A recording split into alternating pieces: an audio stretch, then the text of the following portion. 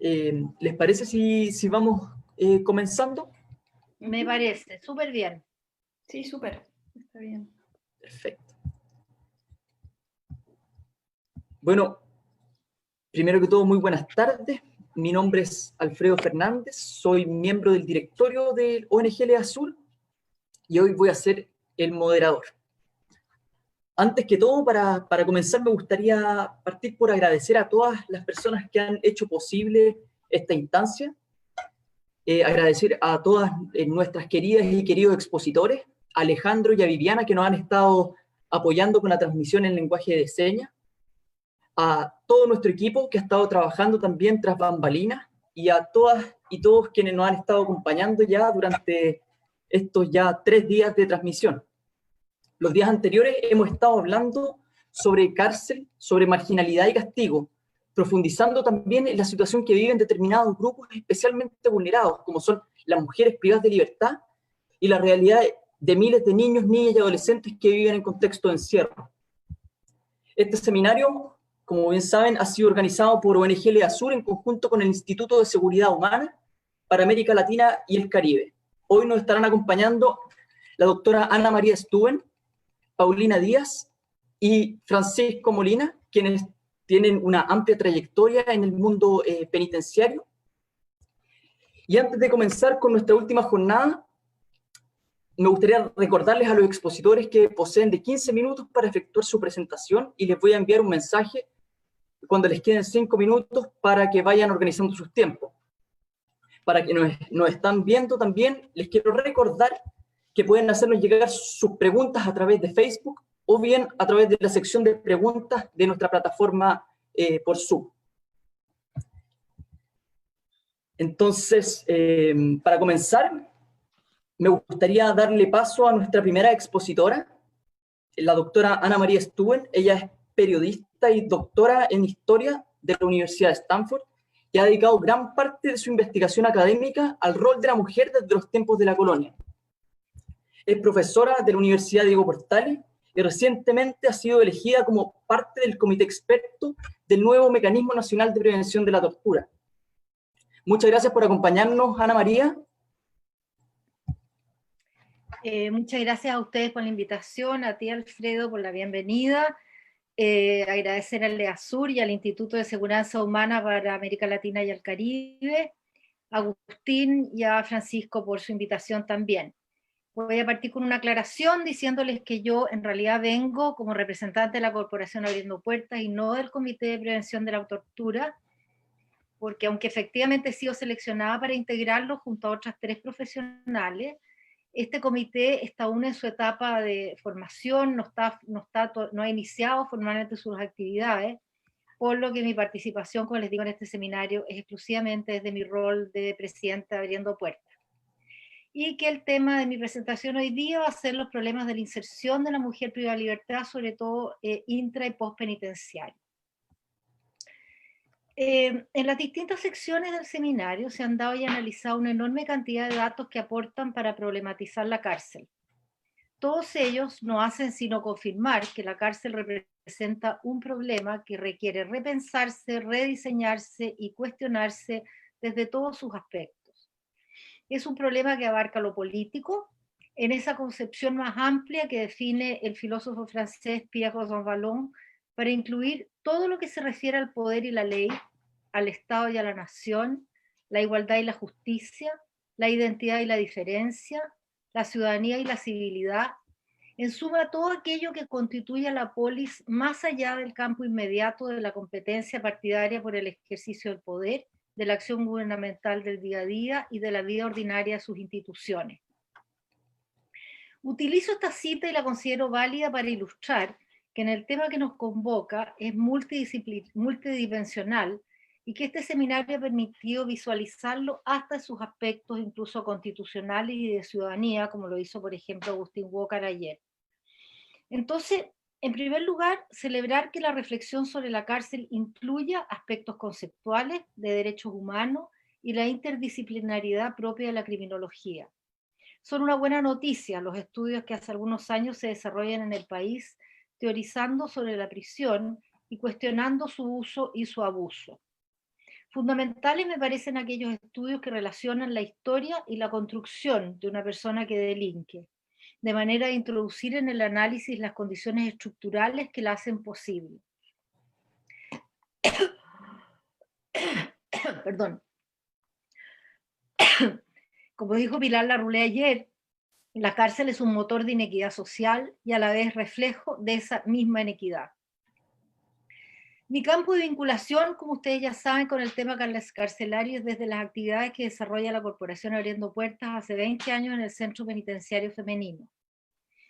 Nuestra misión está ligada a la capacitación y a la inserción de mujeres, incluyendo lo intra y lo postpenitenciario.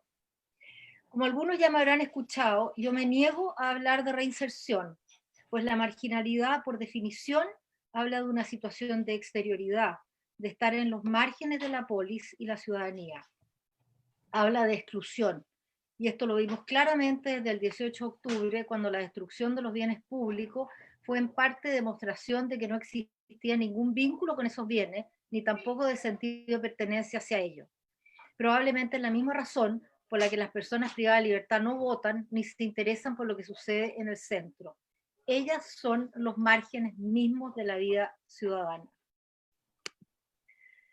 En el segundo bloque sobre mujeres y cárcel se tocaron muchos de los temas que caracterizan y diferencian la prisión femenina de la masculina. También se insistió en la ausencia de criterios de género en el diseño penitenciario, en su infraestructura y protocolos de seguridad, en la aplicación de las penas y en las consecuencias sociales de la privación de libertad femenina. Esta tarde me propongo dos cosas. Uno, algo que ya sabemos, y es que la vida de una mujer en la cárcel solo tiene funestos efectos para su vida personal, familiar y social. Y segundo, que para que la experiencia carcelaria sea algo más que un castigo, no tiene ningún sentido la capacitación intrapenitenciaria si no incluye acompañamiento y apoyo postpenitenciario. Respecto de lo primero, algunos datos que refuerzan o agregan a lo que se ha dicho esta semana. Las mujeres representan el 11,2% de las personas privadas de libertad y el 94% son madres con un promedio de 3 hijos, que un 79% vivían con ellas al momento de ser detenidas, que el 80% de las mujeres reporta abuso de sus parejas abandono de sus parejas después de estar presas, el 71% ha sido agredida física o sexualmente, el 84% de las mujeres que ingresan a los penales no estaban insertas laboralmente antes de ingresar a la cárcel.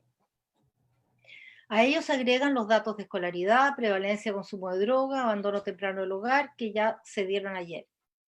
Habría que agregar que la prisión femenina opera en un contexto cultural, patriarcal y machista que asigna a la mujer las tareas domésticas y de cuidado, y que la culpabiliza y recondena por transgredir las normas y comportamientos asociados a esa identidad. El mito de Eva como la pecadora y a la vez quien induce el hombre al pecado, continúa aún en el imaginario social para condenar doblemente a la mujer que delinque.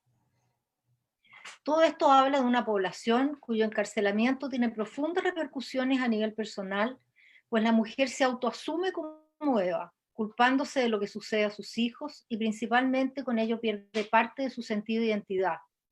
Si uno pregunta, cosa que yo he hecho muchas veces a una mujer privada de libertad sobre quién es ella, sobre su identidad, ella va a responder generalmente madre. También la prisión de una mujer tiene una enorme repercusión familiar respecto de hijos que quedan a los cuidados de personas que a su vez también se empobrecen y que no necesariamente son los adecuados para asumir esas funciones. No en vano llegó a decirse que un altísimo porcentaje de los hijos de delincuentes terminan cometiendo delitos. En un estudio que ya es de 2012 que realizamos en la Universidad Católica, solicitamos algo que no existe hasta hoy y que fue la creación de un plan de intervención individual para todos estos menores con miras a minimizar los efectos de la privación de libertad de la madre y evitar que en el futuro realicen conductas delictivas.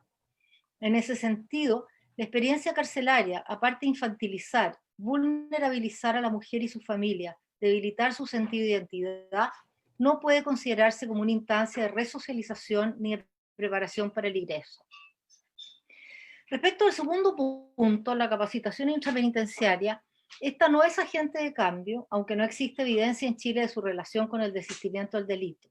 Nuestra experiencia es que esta es homogénea, pese a la diversidad de realidades criminológicas que se encuentran en la población penal, que no siempre es apoyada por la autoridad, que además no es validada en sí misma por las propias internas que la ven como un mero instrumento para obtener conducta y beneficios, y además que muchas veces es incompatible con los trabajos remunerados que realizan, y que por lo demás no está concebida pensando en la inserción laboral postpenitenciaria.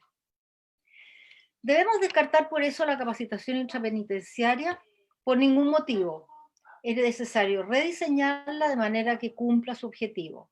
Y en ese sentido, lo primero que hay que decir es que esta no sirve si no se entiende la prisión como un momento de interrupción de la vida personal y social que debe ser reinstalada cuando se recupera la libertad, considerando que el tiempo carcelario es generalmente perdido y que con consecuencia deja a la persona en peores condiciones que cuando ingresó.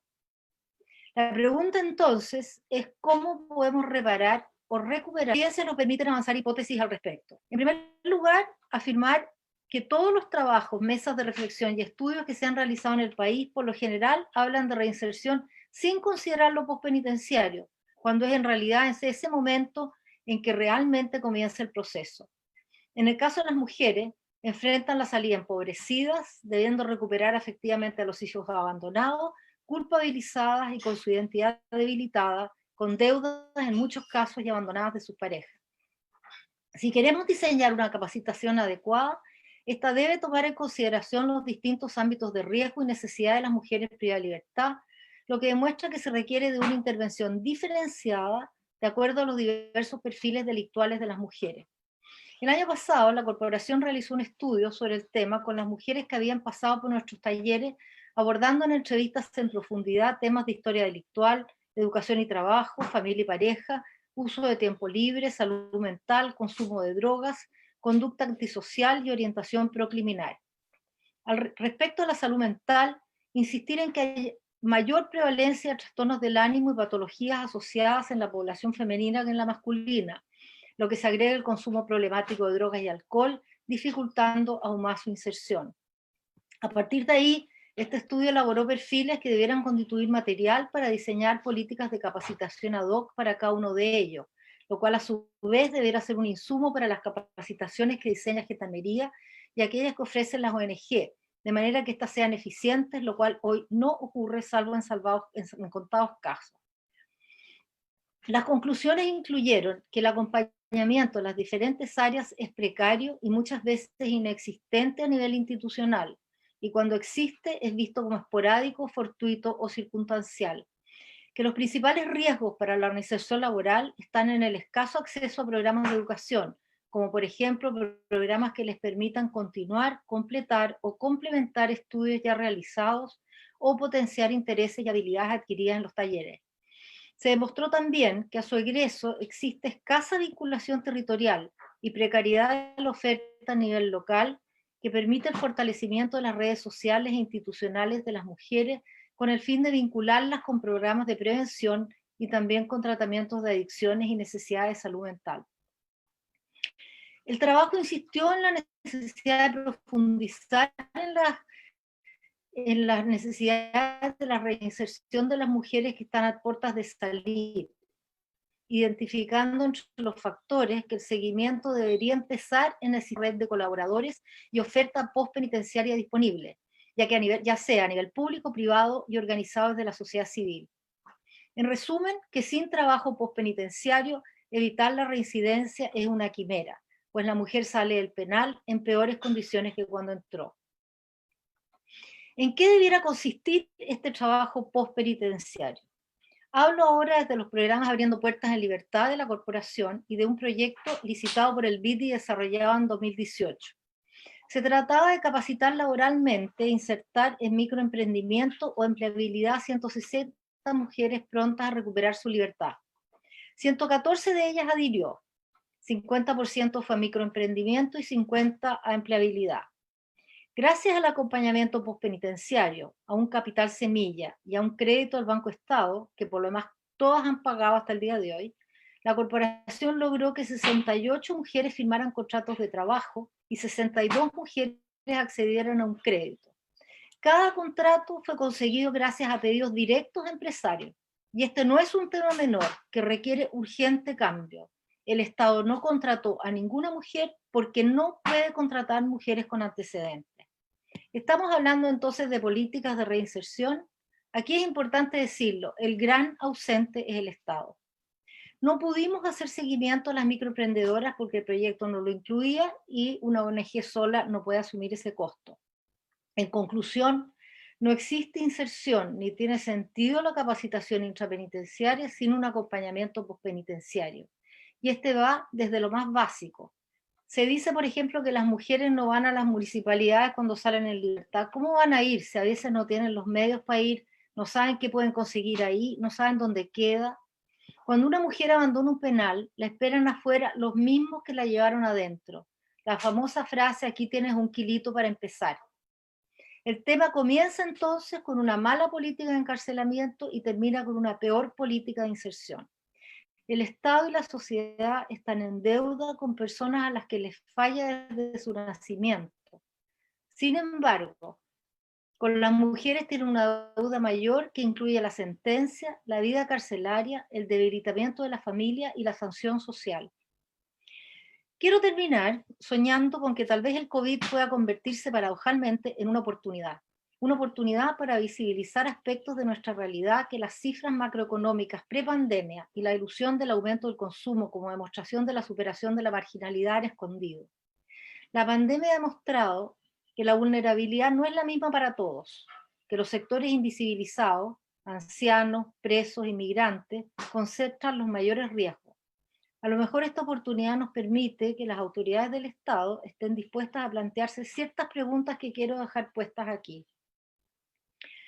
Si las mujeres representan apenas el 9% de la población penal, ¿no tendrá sentido plantear otras alternativas para ellas distintas a la cárcel, considerando que el 67% tienen compromiso delictual mediano o bajo?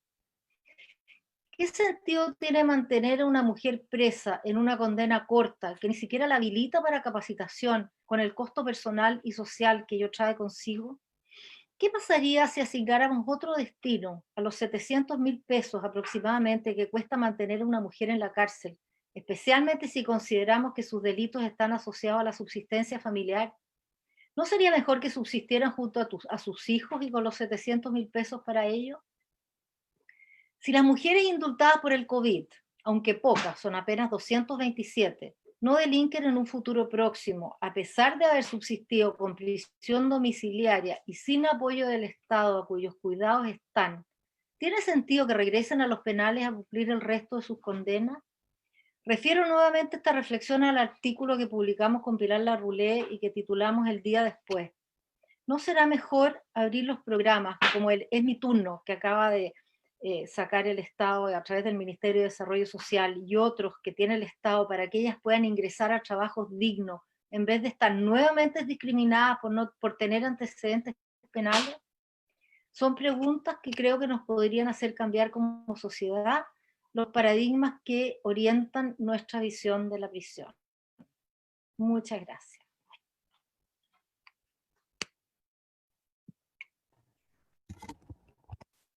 Muchas gracias a ti, Ana María, por tu excelente intervención. Bueno, para los que se conectan recién, me gustaría recordarles, ¿no?, que pueden hacernos preguntas por la plataforma de Facebook o bien por nuestra sección de preguntas en Zoom. Vamos a continuar con el resto de las exposiciones y al final vamos a dejar unos minutos para hacer las preguntas que nos envíen.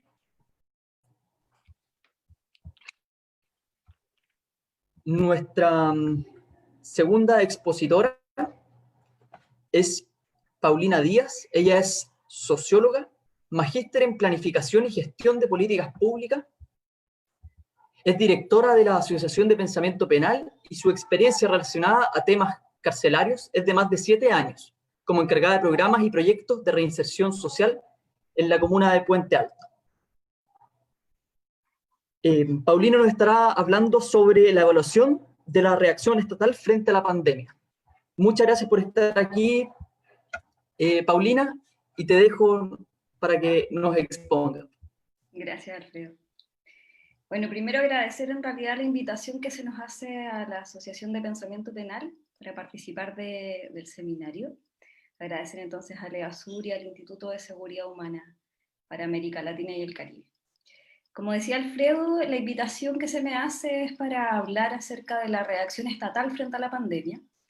Así que la primera pregunta en realidad que creo es importante comentar es por qué las cárceles, por qué es relevante hablar de las cárceles en este momento. Y es que las cárceles son espacios altamente vulnerables a las enfermedades y su propagación por las condiciones de insalubridad. Esto no es algo nuevo dentro del contexto carcelario.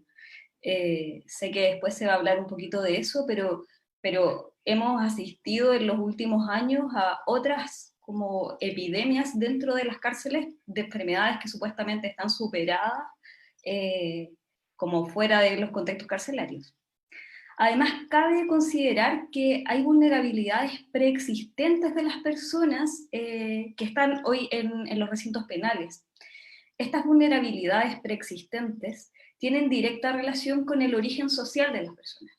Las personas que hoy día se encuentran cumpliendo penas dentro de recintos penales provienen en su gran mayoría de contextos marcados por una histórica dificultad al acceso de la salud y de otros servicios básicos. Ya respecto al contexto pandemia, es importante aquí hacer una revisión de algunas alertas y recomendaciones que hicieron diferentes organismos internacionales a Chile, donde se decía claramente que las cárceles podían convertirse en focos de contagio y que era de suma urgencia su intervención. De hecho, la Comisión Interamericana de Derechos Humanos a fines de marzo realiza una publicación donde identifica poblaciones vulnerables y entre ellas la población carcelaria, y además en esa misma publicación sugiere ciertas medidas.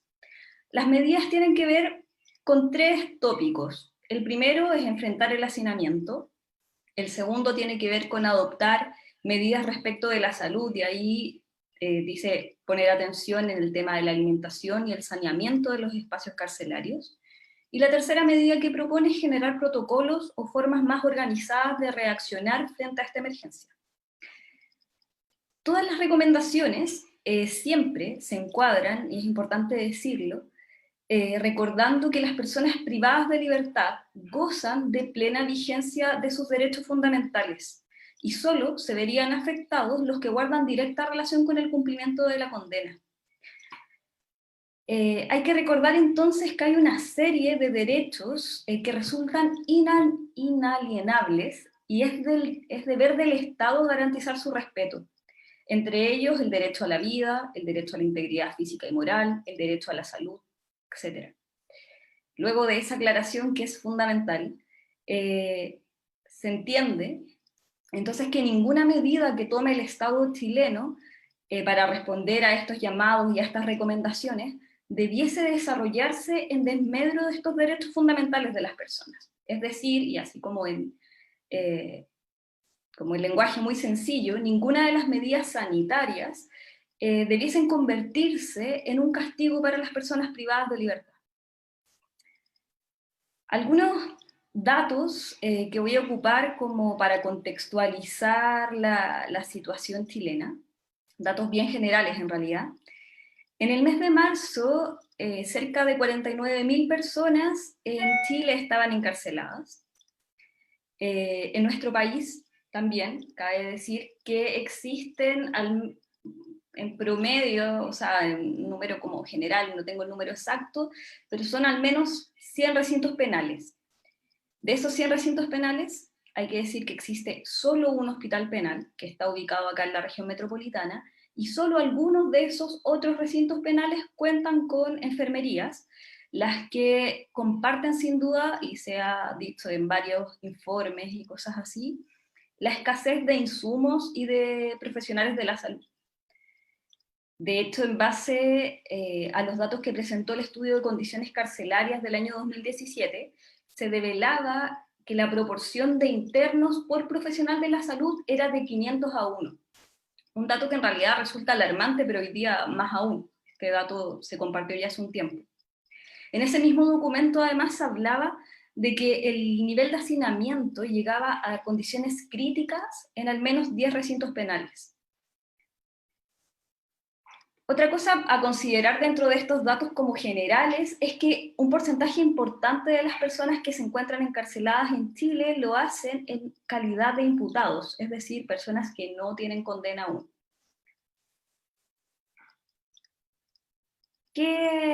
Después de esta contextualización con estos datos, ¿qué puedo decir acerca de las acciones que el Estado hasta ahora, el Estado chileno, ha desarrollado frente a la crisis? Entre 6.000 y 6.500 personas son las que han salido de la cárcel en este contexto de pandemia, por motivos que podrían asociarse a la pandemia. Por eso podríamos decir que son respuesta del Estado. Este número podría resultar bien llamativo en realidad y decir, wow, 6.500 personas, pero si lo ponemos en relación al número total, nos damos cuenta que no representa más allá del 13% de la población encarcelada, o sea, no es un porcentaje tan significativo. La excarcelación de estas personas ha respondido principalmente a 3 medidas, que podríamos decir 2 son medidas directas. Una es el indulto general conmutativo, que para el 17 de abril, por medio de la ley 21.228, proponía beneficiar a aproximadamente 1.700 personas. La otra sería la sustitución de la prisión preventiva, que según datos de la DPP, alcanzaría hoy día y tendría en libertad a 2.489 personas. Sin duda ese ha sido un tremendo esfuerzo de la Defensoría Penal Pública. Y por último, las libertades condicionales, que también a fecha de 14 de mayo, dice, o sea, se informa que han salido 1.657 personas, beneficio que, por eso quiero hacer la salvedad de este último, coincide en fecha con el contexto pandemia, porque hay que recordar que las libertades condicionales siempre se dan en abril y en octubre de cada año y responden a un beneficio a las que las personas postulan y tienen que cumplir una serie de requisitos para que les sea otorgado. Aquí quiero hacer una salvedad de números. Hoy día se publica en un medio de comunicación una cifra que hablaba de 13.000 personas que han salido de recintos penales en este contexto.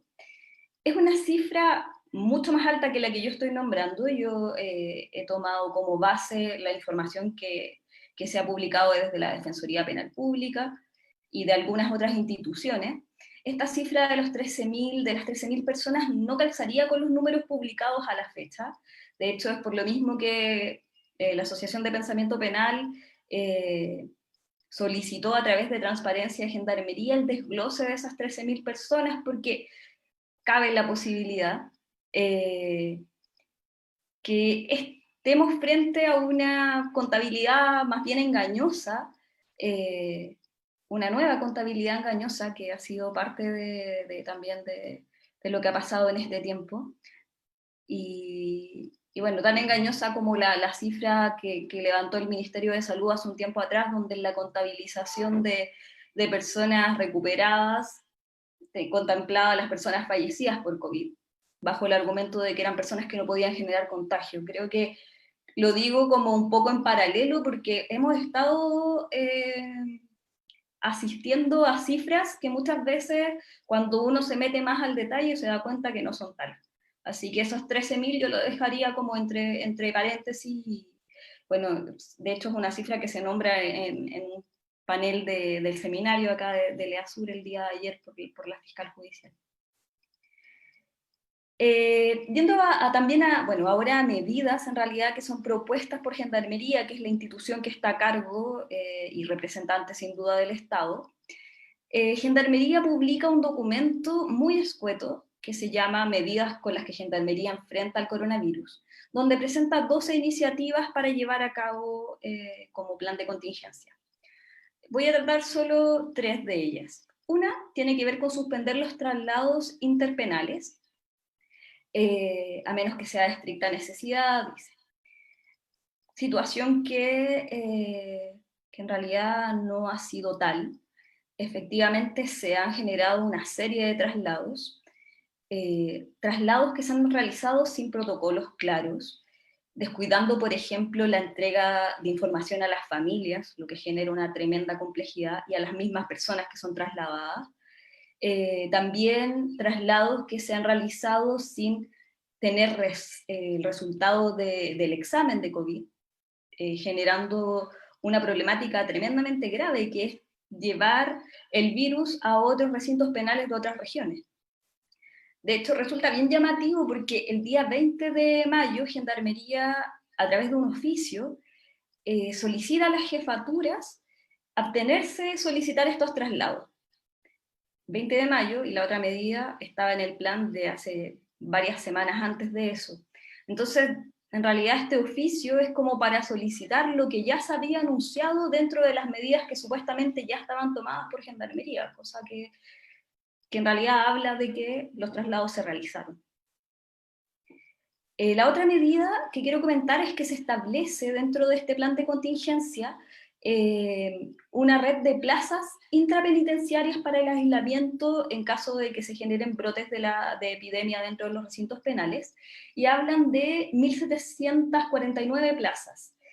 Este número equivale a menos del 5% de la población total encarcelada. Es un número de plazas muy menor, considerando además lo que comentaba, que se entiende que las cárceles podrían ser focos de contagio.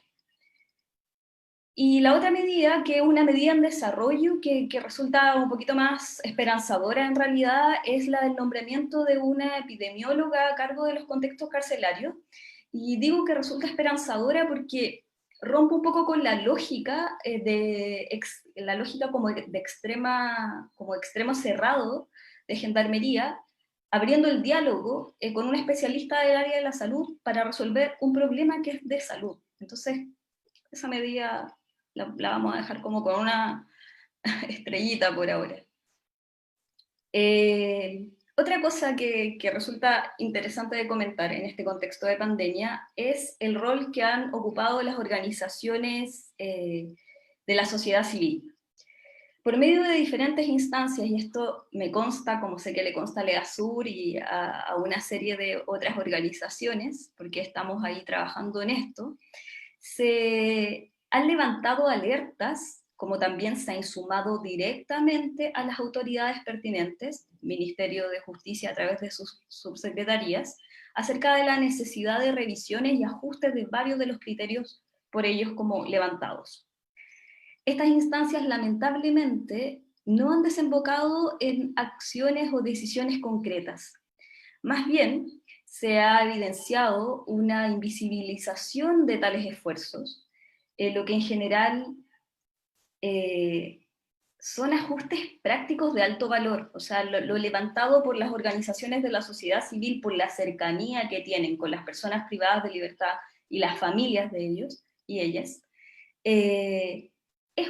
engendra en realidad un tremendo valor, porque podría insumar de un panorama mucho más real y fidedigno de lo que está ocurriendo. Y aún así, esa información no ha sido tomada para tomar decisiones. Voy ahora a constataciones y necesidades urgentes, ya para ir como a modo más como de ir apuntando al cierre. Constataciones hoy día. Evidente respuesta del Estado chileno tardía, más bien débil, y desconociendo la gravedad de las problemáticas que ya eran parte de los espacios carcelarios. Por ende, al desconocer eso, reacciona muy por debajo de la complejidad y el riesgo real. Otra de las cosas, o de las constataciones, es que hay varias preguntas sin respuesta. Por ejemplo, ¿qué pasa con las personas que salieron contagiadas de los recintos penales?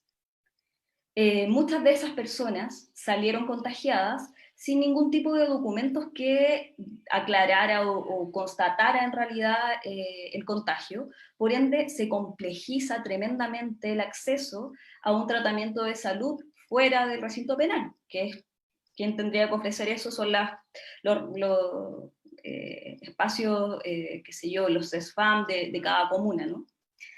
También otra cosa que constatamos hace poco, y esto fue en un intento de gestionar, es que las residencias sanitarias, y esto es súper complicado porque no hay información oficial, y esto lo tuvimos que constatar intentando gestionar un caso, las residencias sanitarias, dentro de los criterios excluyentes del perfil que tienen para las personas que puedan postular a ellas, identifica como requisito excluyente personas que hayan salido de los recintos penales por medio de algún beneficio.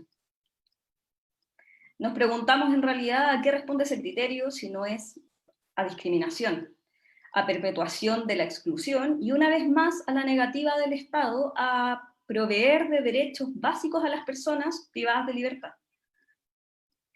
Otra de las constataciones es la debilitada credibilidad de la institución. Hay una necesidad urgente de transparencia que tiene que ver con los datos, como también tiene que ver con las formas de accionar y protocolos informados a las personas privadas de libertad y a las familias.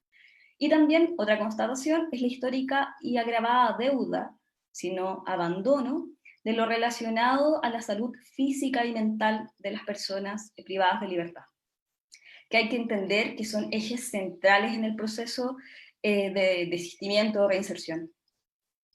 Por último, quiero cerrar con una pregunta también, o invitación a poder reflexionar sobre cuáles serían los problemas que realmente resuelve el encierro, tal como lo conocemos, y también preguntarnos cuándo podremos hablar de soluciones provenientes de las políticas públicas.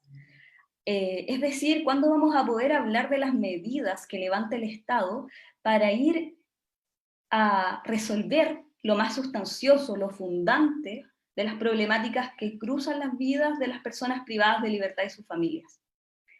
Creo que la crisis sanitaria actual deja al descubierto la ineficiencia del mecanismo de encarcelamiento, que peor aún amplía y agrava las problemáticas anteriores a él, y además le suma nuevas complejidades. Muchas gracias.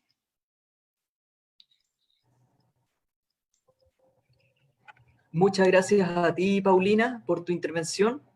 Efectivamente, desde el EASUR también nos ha tocado trabajar harto en este contexto, ¿no? De coronavirus, y responde también a un abandono sistemático, ¿no es cierto?, que ha vivido la población privada de libertad, no solo hoy, que hoy se hace más patente, sino que históricamente. Cierto. Gracias. Por último, entonces, para continuar, vamos a seguir con la intervención de Francisco Molina. Él es abogado especializado en materia de derecho penitenciario, es máster en Derecho Penal y Ciencias Penales de la Universidad de Barcelona, y actualmente se desempeña como vicepresidente regional del Instituto de Seguridad Humana para América Latina y el Caribe. Además, bueno, reconocer también a Francisco, que nos ha estado acompañando y trabajando con nosotros para poder desarrollar de buena manera, ¿no es cierto?, este seminario todos estos días. Te dejo, Francisco. Muchas gracias.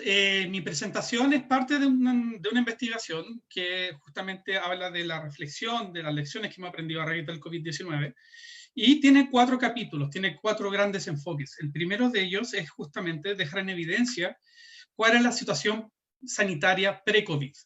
Y lo cierto es que justamente la cárcel ha vivido eternamente en una crisis sanitaria.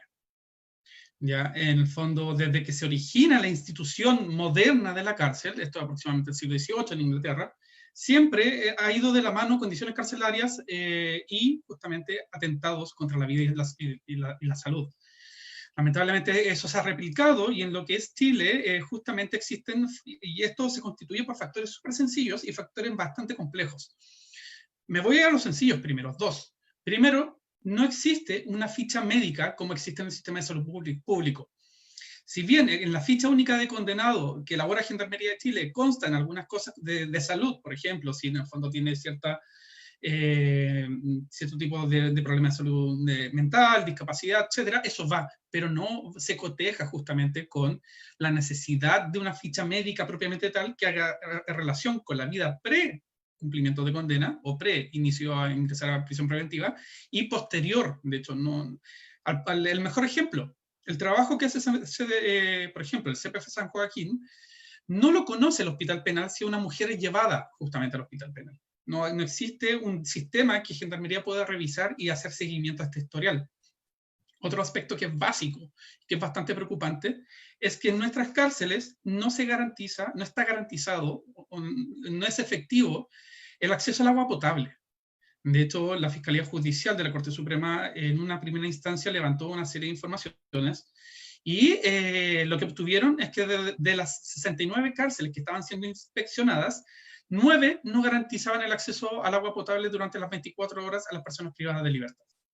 Eran 9 unidades penales que entre todas ellas representaban, o más bien tenían a 7.555 personas. Además, otra inspección durante ese mismo año por parte de la Fiscalía Judicial a 62 cárceles dio como respuesta que 56 contaban con enfermería, 45 contaban con farmacia y 55 contaban con una atención a Vox, entre otros tantos estadísticas.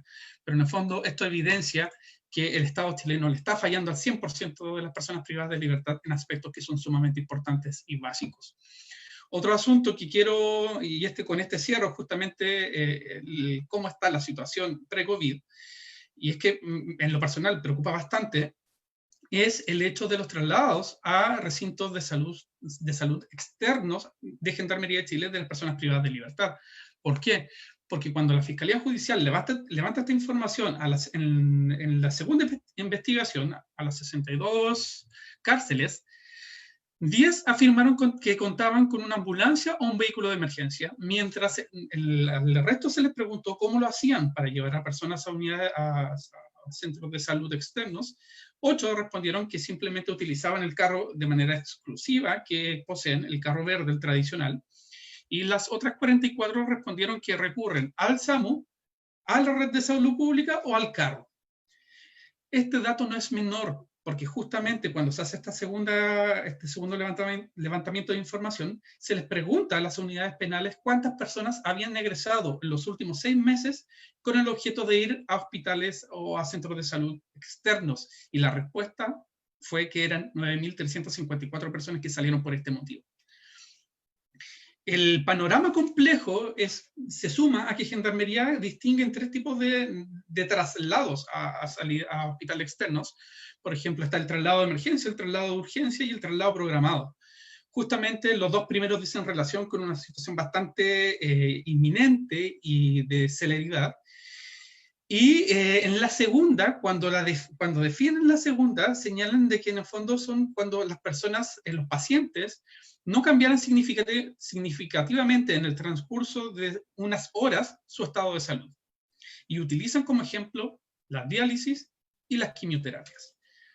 El problema de esto es que si pensamos, por ejemplo, en una riña que se genera en una cárcel, lo primero que sucede es que las salidas programadas, justamente lo que significa la diálisis y las quimioterapias, son suspendidas, son canceladas o se realizan pero de manera tardía. El problema de esto, para cualquier persona que conoce a una persona con diálisis o quimioterapia, sabe que el hecho de no ser llevado a su tratamiento o a su diálisis un día, o incluso no tener las 3 horas que necesita el día, sino que 1 o 2, significa que el tratamiento se interrumpe y que incluso en algunos casos se tendría que reiniciar el tratamiento porque pierde eficacia. Esto sumado al hecho de que tenemos un sistema de salud que ya estaba bastante complicado justamente con el tema de otorgar horas de manera oportuna, y sería interesante considerar cuántas horas se pierden justamente por esta situación. A modo de anécdota, por ejemplo, en un momento se había pensado hace el año pasado, justamente considerando este factor, empezar a crear especialidades en las cárceles de mayor volumen. Y el problema es que se toparon con que no había espacio, no había dónde instalar una unidad, por ejemplo, de diálisis. Justamente esta situación representa un retroceso y un impedimento justamente en el acceso efectivo a la atención médica. La segunda columna analiza más bien cuál ha sido el rol de la administración pública, centrándome en Gendarmería, en el gobierno y en el Ministerio de Salud. Y solo a modo de anécdota, respetando también el hecho de que se hizo alusión a esta situación en cuanto al gobierno y en cuanto a Gendarmería de Chile, que la respuesta del Ministerio de Salud, lo que se ha visto, no solamente a raíz del COVID-19, sino que también en los casos de parotiditis en el año 2017, en diversas cárceles a nivel nacional, es que esta tendencia lamentablemente no es generalizada ni es reciente. De hecho, a modo de ejemplo, en el año 2018 se ejerció una acción de protección en favor de una persona que fue a pedir medicamentos y estando en marzo del año 2018 le dijeron que ya no quedaban medicamentos del stock que habían comprado para el año. Se presentó la acción constitucional contra la Dirección Nacional de Gendarmería por una actuación arbitraria que era justamente una mala planificación de la adquisición de medicamentos, como para el caso específico, pero también se presentó en contra del Ministerio de Salud justamente por una omisión arbitraria, porque no se hace parte de la problemática de salud al interior de las cárceles. Lo llamativo es que el Ministerio de Salud, cuando informa la protección, pide que se rechace y dentro de uno de los capítulos señalan que ellos no tienen legitimidad pasiva. Y fundaban su decisión en el hecho y su postura literal. Si bien la normativa vigente nos vincula, esto es asunto de gendarmería y siempre lo ha sido. O sea, reconocen que tienen un mandato y que tienen una obligación legal y constitucional, pero se van a los hechos y en el fondo, de manera injustificada, están renunciando justamente a cumplir con su deber. En una tercera columna hago alusión, si alcanzo, son 3 temas, que es básicamente, o sea, es un tema que es la falta de enfoques en la prestación de la atención médica, y uno enfocado justamente en las mujeres, otro en los pueblos originarios, y uno que es salud mental, que tal como se ha señalado durante todo el curso del seminario, es bastante preocupante la situación y la deuda gigante que existe con la población penitenciaria y con la sociedad en general. En este sentido, es importante tener en cuenta el informe que realizó la Universidad Diego Portales el año pasado, justamente al emitir el informe anual de derechos humanos, porque cuando analiza la cifra de personas fallecidas desde el año 2000 hasta el año 2018, hablan de que justamente fallecieron 2.378 personas. Y yo aquí comparto con Marcela Aedo que lo que dijo el día miércoles, que sería bueno, porque en el fondo las personas que fallecieron por enfermedades representaban el 44.9%, pero sería bueno determinar si esas muertes eran evitables o no. Pero la cifra que a mí me preocupa es que el 13.5% de los fallecimientos, es decir, 321 personas, perdieron su vida por suicidio. Esto demuestra justamente que hay un problema. Y si lo cotejamos con la información que obtuvo la Fiscalía Judicial el año 2018, donde nos daban cuenta que, solamente 25 cárceles contaban con un plan de salud mental y 30 cárceles solamente tenían un plan de prevención de suicidios, esto realmente es un llamado de atención y aquí hay un incumplimiento por parte del Estado chileno. Ahora sí, en cuanto al 4º capítulo, y aquí voy a hablar más lento, porque llegué a la parte que quería, dice relación justamente con lecciones y propuestas de medidas concretas para enfrentar situaciones como el COVID-19 u otras análogas de igual impacto. La primera de ellas es que en el fondo debe existir un mecanismo judicial que permita a las personas que se encuentran en calidad de condenadas al interior de las cárceles egresar en contextos de crisis sanitarias por enfermedad infectocontagiosa. Lamentablemente, si algo dejó en evidencia la tramitación de la ley 21.228, es que todo se puede politizar. Y aún así se puede politizar afectando, incluso amenazando la vida de las personas por las cuales se está debatiendo. Tenemos una constitución que por un lado garantiza el derecho a la vida, garantiza la igualdad y garantiza la integridad. Pero por otro, en la práctica, teníamos a un grupo de congresistas que justamente utilizaron la necesidad como un medio de presión para obtener un objetivo. De hecho, esto no es solamente un pensamiento mío o que yo comparta con la gente con la que conversamos a diario. Está incluso dentro de los fundamentos del fallo del Tribunal Constitucional para justamente rechazar el requerimiento de inconstitucionalidad que estaban presentando un grupo de senadores. Sí considero que sin perjuicio de la dictación de indultos generales conmutativos, se le tiene que entregar al juez la herramienta para que justamente ponderando el caso a caso, con los antecedentes aportados por intervinientes, pueda decidir si el saldo de condena lo cumpla en su casa, ya sea de manera total o justamente por el tiempo que dure la crisis. Otra medida es justamente, o propuesta, es aplazar el ingreso a cumplir condenas en determinados casos. A ver, una persona que está condenada a 100, 150 días, 300 días, 60 días, ¿es necesario para el sistema de justicia pierde validez si se le aplaza el ingreso a cumplir condena a esa persona? Mirándolo de otro lado, ¿qué sacamos con otorgar indultos generales conmutativos si seguimos condenando y seguimos dando ingreso justamente a personas que, por ejemplo, cometieron un hurto o un robo en lugar no habitado? Aquí sí considero que justamente se debería entregar al juez la potestad para que en el caso a caso pueda determinar si en el fondo existe una necesidad urgente que esa persona ingrese a cumplir condena, ya sea por las consideraciones que expongan las partes, pero en el fondo no establecer justamente situaciones como muy cerradas que vayan coartando y que al final terminen restándole validez por ejemplo, a medidas de excarcelación. Lo otro es la otra medida, la otra propuesta, es que justamente los casos de prisión preventiva ante situaciones de crisis sanitarias, consagrar como factor a ponderar las circunstancias de edad, de salud, embarazo, maternidad o el hecho de pertenecer a pueblos originarios.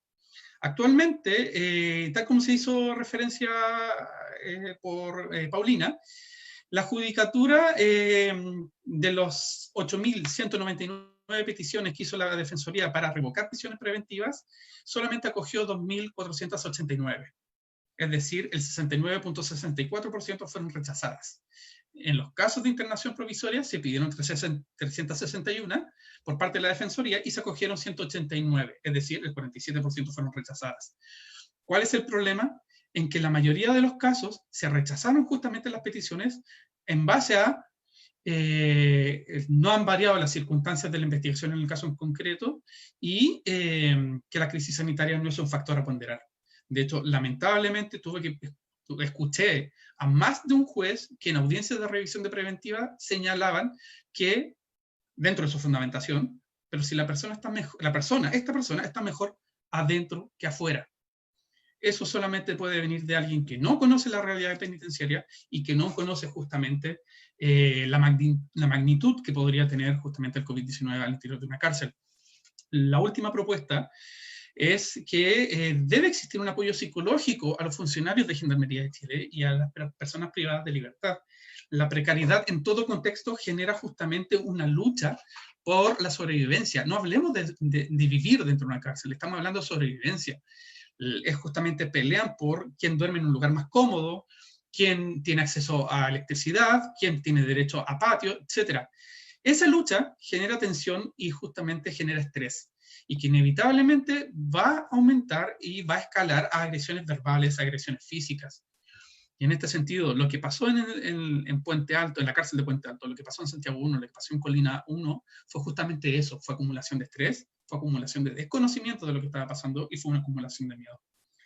Y no solamente me voy a la atención psicológica por profesionales del área de la salud, en el fondo aquí es necesario, y tal como lo he señalado previamente, es necesaria medida de difusión y de transparencia. Si uno observaba los videos de las crisis en estas tres cárceles, existía un patrón.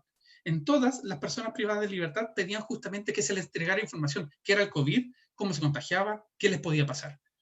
En el fondo, eso se solucionaba con simples medidas de difusión. Y en cuanto a la transparencia, hago eco de lo que han dicho anteriormente. No basta con informar cuántas personas fallecieron y cuántas personas se encuentran contagiadas en la página web de Gendarmería de Chile. Para muchas organizaciones de la sociedad civil, para los familiares de las personas privadas de libertad, para el Instituto Nacional de Derechos Humanos e incluso para la Defensoría, el acceso a la información ha sido bastante difícil. No es posible que el canal de acceso a la información quede entregado al alcaide o al director regional de turno. Se debe construir un protocolo justamente para garantizar el acceso anticipado a la información. Y aquí hay un tema que Gendarmería tiene que entender. La transparencia ayuda, en el fondo, en el hecho de que ellos, por ejemplo, le transmitan a las instituciones, saben que estamos haciendo esto, esta medida en esta cárcel, estamos haciendo, permite de que todos los intervinientes, las organizaciones, el instituto, la defensoría, los familiares vayan transmitiendo esta información y de esa forma se ayude justamente a bajar la ansiedad. A modo de conclusión, hago eco justamente de lo que decía Ana María, que las crisis son una oportunidad para aprender y superarnos. Creo que estos problemas estructurales y problemas básicos tenemos que darnos los espacios para justamente hacer críticas y proponer propuestas en concreto. Lamentablemente, la primera persona que falleció por COVID-19 en una cárcel en Chile era una persona de 75 años que había pedido su libertad condicional. La defensa técnica la había hecho presente a la comisión antes de que sesionara justamente lo que significaría, lo que significaba para el CDP Santiago Sur el hecho de que justamente llegara el COVID-19 a dicha unidad penal y específicamente a las personas enfermas crónicas o de tercera edad. Se rechaza la postulación. No se considera justamente este argumento del COVID-19 en las actas de rechazo. De hecho, ni siquiera la Comisión de Santiago ni la Comisión de San Miguel hacen alusión en sus pronunciamientos sobre lo que estaba pasando en el COVID, lo que ya estaba pasando con el COVID-19 al interior de las cárceles. Y lamentablemente la defensa vuelve a reiterar este argumento ante la Corte de Apelaciones, el cual nuevamente es rechazada la libertad condicional y nuevamente no se hace alusión justamente a esta situación. Esto no le resta responsabilidad al legislador, quien sin ningún argumento de peso decidió excluir a los enfermos crónicos del indulto general conmutativo, a pesar de que el gobierno, en una instrucción presidencial el 17 de marzo del presente año, ya había dicho que pertenecía a los grupos de riesgo. Y esto también es un llamado a dejar de legislar en base a la contingencia. Debemos definir a qué aspiramos como país, qué le vamos a exigir al Estado y sincerémonos si vamos a respetar los derechos de todos, porque eso significa e incluye a las personas privadas de libertad. Por último, el hecho de que la autoridad administrativa, el poder legislativo y la judicatura estén omitiendo medidas concretas y eficaces para poner fin a la eterna crisis sanitaria que se vive en nuestras cárceles, permite cuestionarse si de manera tácita estamos tolerando que una pena privativa de libertad alcance matices suaves, pero matices de una pena de muerte. Muchas gracias.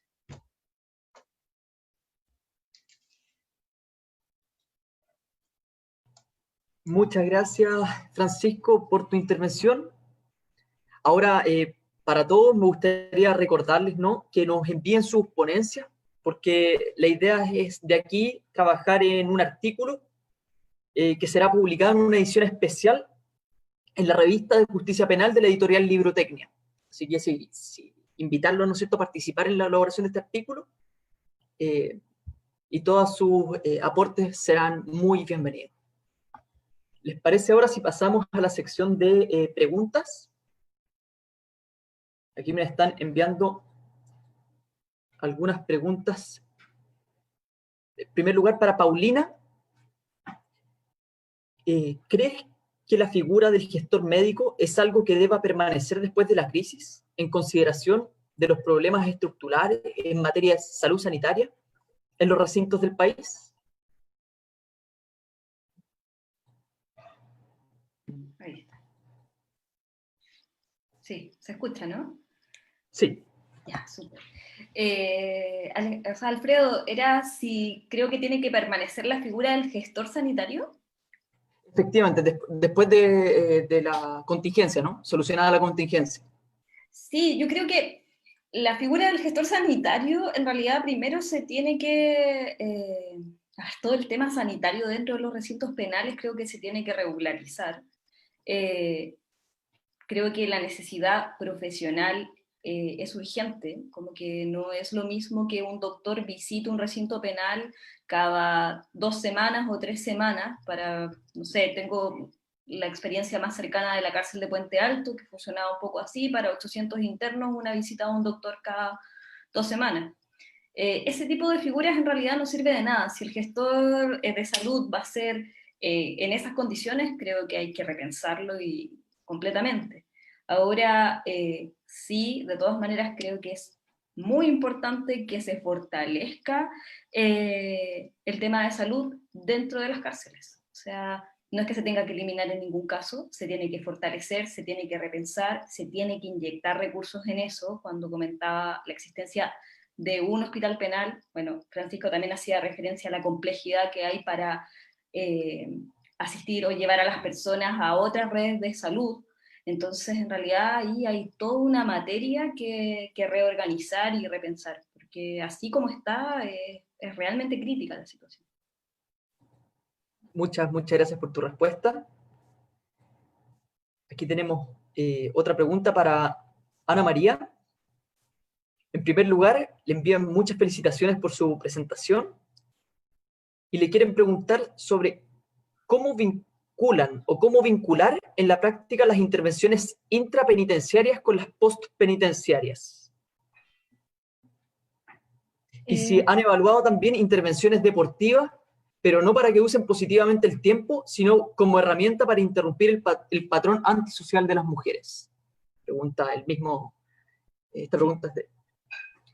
Parto por la segunda. No, nosotros no hemos tenido ni ofrecido talleres de tipo deportivo. Lo que sí hemos ofrecido algunos talleres, por ejemplo, que contribuyen en el mismo fin, como talleres de yoga, por ejemplo, que demuestran, digamos, tener una utilidad enorme en hacer la vida un poco más llevadera. O sea, yo creo que en ese sentido nosotros no nos definimos como una entidad asistencial, ni creo en el asistencialismo puro, digamos, pero hay dos cosas sobre eso. Uno, que hay cierto asistencialismo que es fundamental en términos de vincularse y de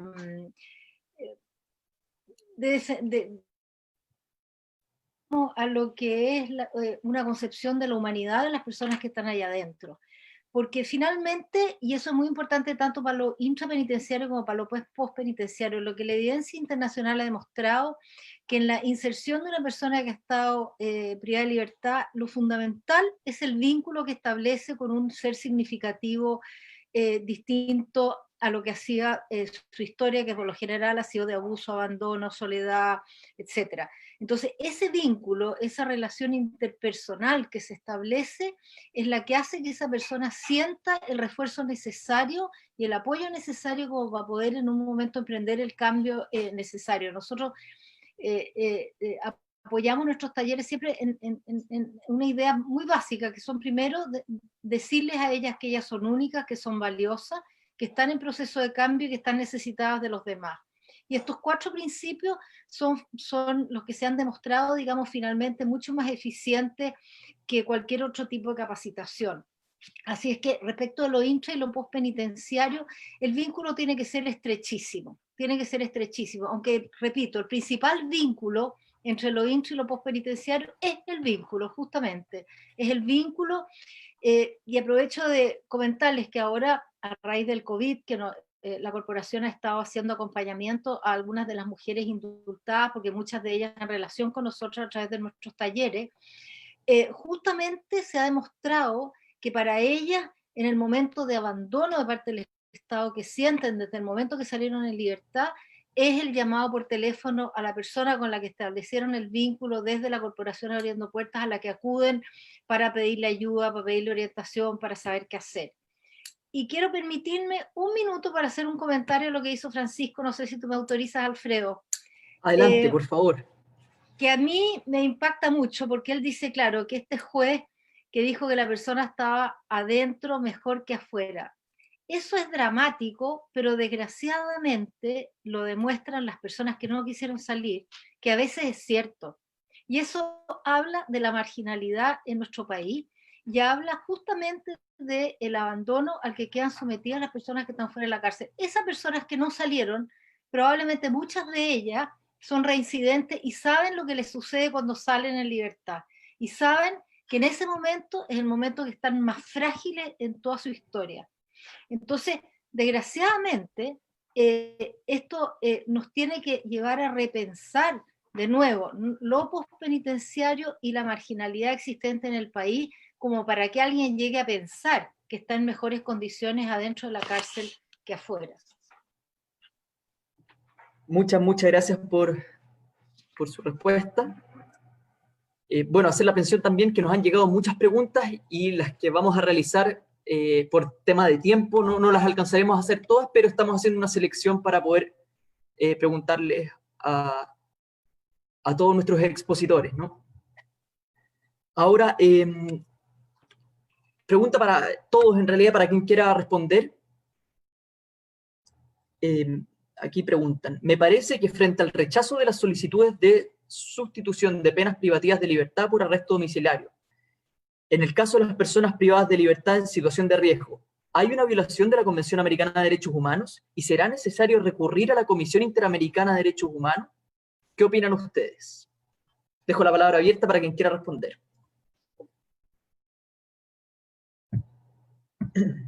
No sé quién quiere empezar.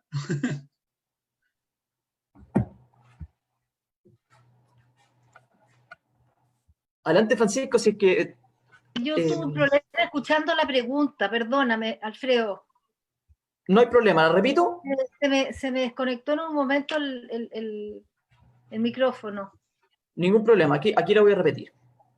Me parece que frente al rechazo de las solicitudes de sustitución de penas privativas de libertad por arresto domiciliario, en el caso de personas privadas de libertad en situación de riesgo, ¿hay alguna violación de la Convención Americana de Derechos Humanos?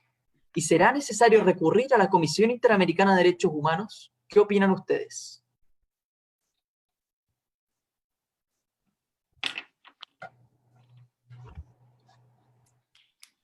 Ana María, no sé si quieres empezar. Mira, yo personalmente desconozco si existe si existe la posibilidad de acudir porque desconozco si se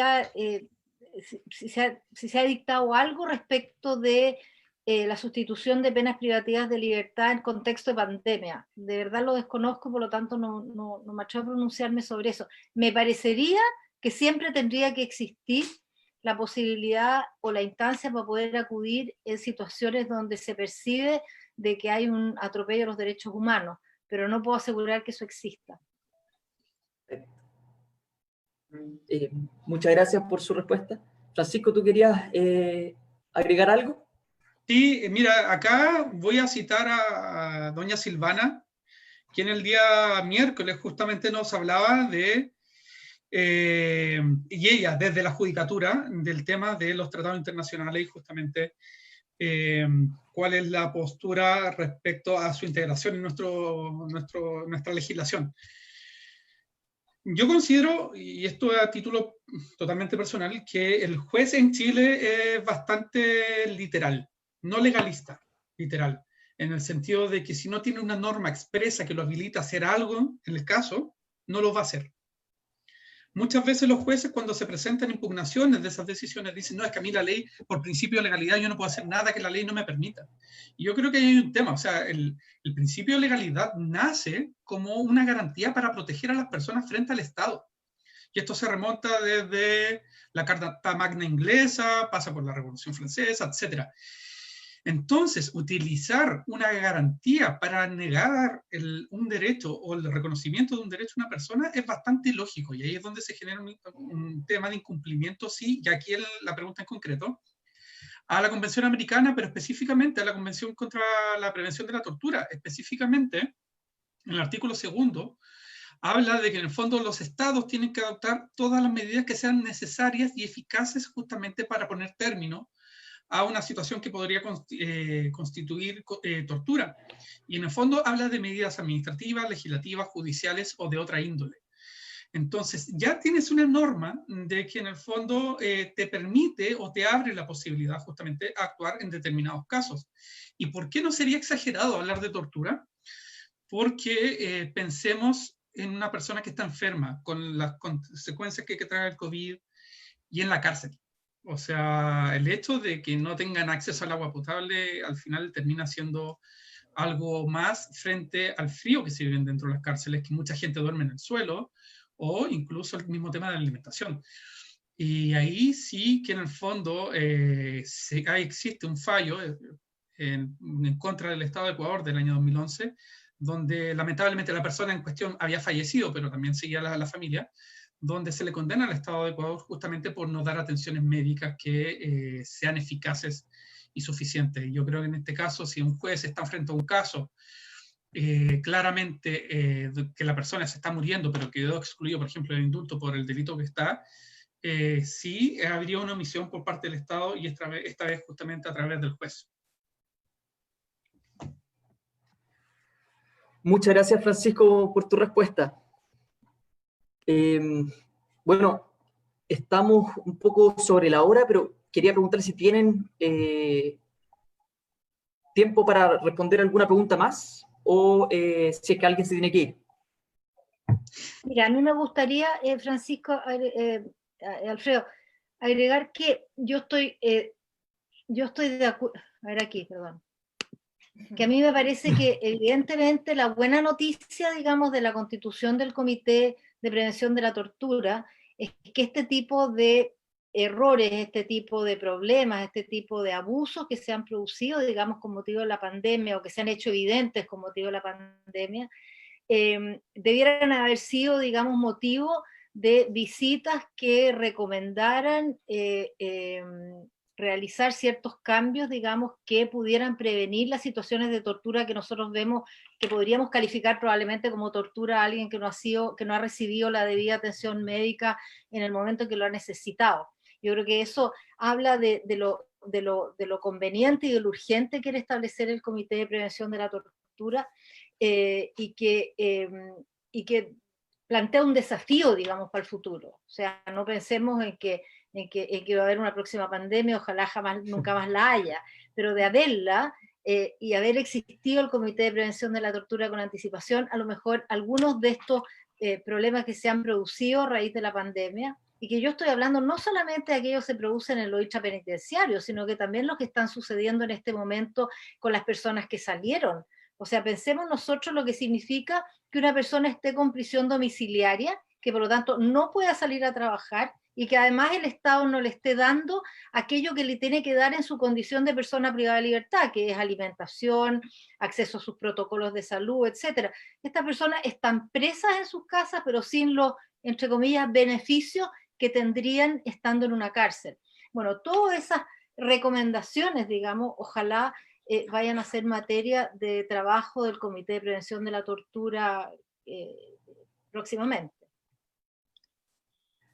Esperamos, todos esperamos también, y bueno, estamos dispuestos también a colaborar en lo que haga falta desde la sociedad civil, ¿no es verdad?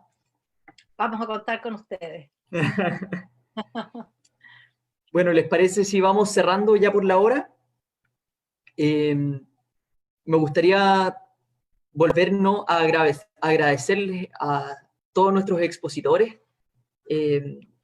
por las tremendas presentaciones que han hecho, por la disponibilidad también para responder preguntas, y por quedarse también hasta esta hora un día viernes. Se agradece muchísimo.